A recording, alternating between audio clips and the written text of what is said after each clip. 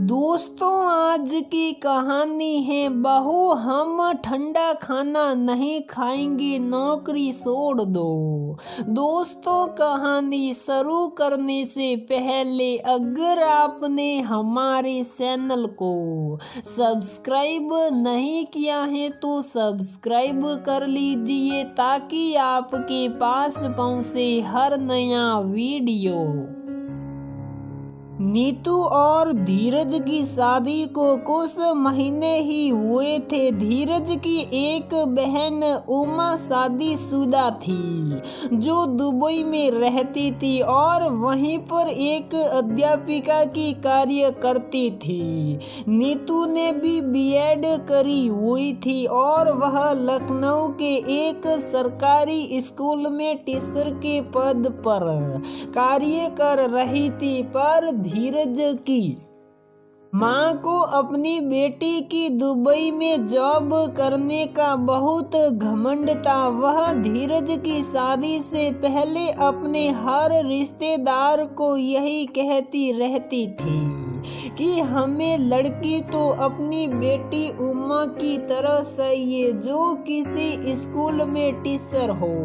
सभी रिश्तेदारों को ये लगता था कि धीरज की माँ को टीचर की जॉब करने वाली लड़की चाहिए। पर धीरज की माँ के मन में तो कुछ और ही चल रहा था। वह तो अपनी बेटी की कमाई का घमंड लिए बैठी थी। इस बात का पता तब चला जब धीरज और नीतू की शादी हो गई। धीरज की माँ दुनिया को दिखाने के लिए बहुत खुश थी कि बहू टीचर हैं। पर शादी के 2 महीने बाद ही उन्होंने नीतू को ताने देना शुरू कर दिया था। वह हमेशा फोन पर या अपने रिश्तेदार को यही कहती सुनाई देती थी कि ऐसी जॉब का क्या फायदा, सुबह निकल जाओ और दोपहर में आओ। मुझे तो चाय नाश्ता भी खुद ही बनाना पड़ता है मुझे। तो धीरज की शादी करने का कोई फायदा ही नहीं हुआ। ये सब बातें नीतू चुप के सुनती रहती और धीरज को बताती। पर धीरज हमेशा नीतू को सांत्वना देता रहता, कोई बात नहीं, धीरे धीरे सब सही हो जाएगा, तुम शांत रहो। आज शादी को 3 माह बीत चुके थे और आज नीतू की बड़ी बहन और जीजाजी उसके घर आए हुए थे। नीतू जब स्कूल से वापस आई तो वह दोनों बैठे हुए थे। उनके चेहरों को देखकर लग रहा था कि शायद नीतू की सास ने उनसे कुछ कहा है। तब नीतू ने आते ही उनके लिए चाय पानी नाश्ता तैयार किया। उन लोगों के सामने ही नीतू की सास ने कहा कि चलो भगवान का शुक्र है, मेहमानों को तो गरम गरम चाय पानी मिल जाता है, मुझे तो खुद ही बनाना पड़ता है। तब नीतू ने कहा, माँ जी मैं बनाती तो हूँ पर आप ही कहती हैं कि नाश्ता ठंडा हो जाता है, मैं खुद बना लूंगी, तुम जाओ, आप ही बताइए मैं क्या करूँ। काम वाली आपको पसंद नहीं कि मैं अगर काम वाली लगा दूं तो आप उससे खाना या नाश्ता बनवा कर खा लिया करेंगे। नीतू की सास ने उसकी बहन और जीजा के सामने तपाक से जवाब दिया, जॉब क्यों नहीं छोड़ देते। तभी धीरज भी बाहर से आते हुए बोला, माँ सरकारी जॉब है, बार बार नहीं मिलती, तुमने तो आसान से कह दिया कि जॉब छोड़ दो, सिर्फ एक गरम खाने के लिए कोई सरकारी जॉब छोड़ता है।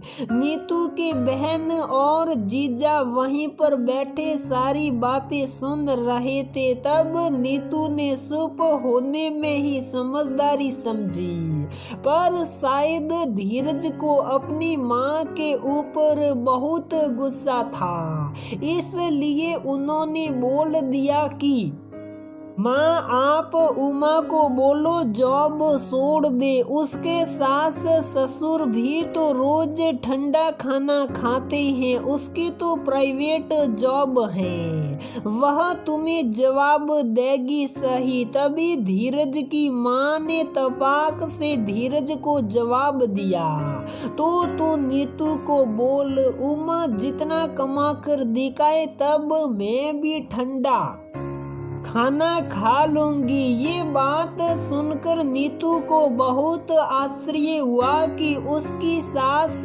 उसकी तुलना उसकी नंद की कमाई के साथ करती है। उन्हें नीतू का प्यार बलिदान कहीं दिखाई नहीं देता। इस पर नीतू तो चुप रहे, पर धीरज नहीं। उसने अपनी माँ को कहा कि माँ नीतू उमा से कई ज्यादा कमाती है, पर आपको हिसाब लगाना ही नहीं आता। वह दुबई में कमाकर भारत भेजती है, इसलिए आपको लगता है कि आपकी बेटी ज्यादा कमाती है। अगर वह यही कमाई भारत में आकर करे तो तुम्हें पता चलेगा कि तुम्हारी बेटी आपकी बहू से कितना कम कमाती है। और अपनी बेटी की कमाई पर इतना घमंड मत करो जो तुम्हारे काम भी नहीं आ सके। घमंड करना ही है तो अपनी बहू पर करो जो पूरी उम्र आपके काम आएगी। इतना कहकर धीरज घर से बाहर चला गया और नीतू के जीजाजी और बहन भी उनके पीछे पीछे ही बाहर निकल गए। नीतू को बहुत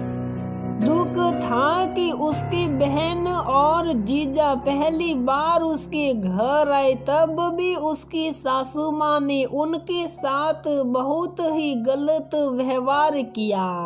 पर उसे धीरज की सोच को लेकर बहुत प्रशंसा थी और एक अच्छे जीवन साथी मिलने का घमंड भी था, जो जीवन के हर मुश्किल समय पर उसका साथ देने के लिए तैयार रहेगा। इस दुनिया में घमंड सभी को होता है, माँ बाप को होता है अच्छे बच्चे होने का, बच्चों को होता है अच्छी पढ़ाई का या अच्छी नौकरी का। इसी प्रकार से पति पत्नी को भी एक अच्छे जीवन साथी मिलने का घमंड होता है, जो कि उनके ग्रस्त जीवन को सुखमय बनाए रहता है। तो दोस्तों हमारी ये कहानी यहीं पर समाप्त होती है। अगर आपको हमारी ये कहानी पसंद आती है तो प्लीज वीडियो को लाइक करें, शेयर करें और हमारे चैनल को सब्सक्राइब जरूर करें।